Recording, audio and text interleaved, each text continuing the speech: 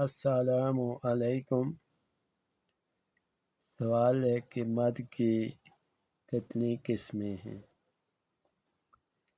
جواب ہے بسم اللہ الرحمن الرحیم۔ مد کی 2 قسمیں ہیں، مد اصلی اور دوسرے نمبر پر مد فرعی۔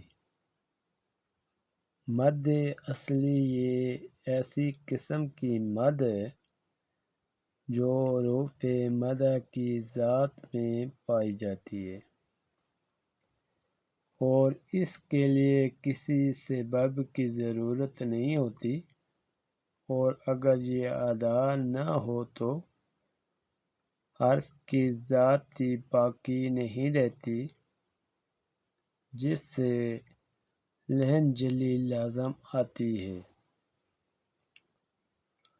اسی وجہ سے اسے مد ذاتی بھی کہتے ہیں۔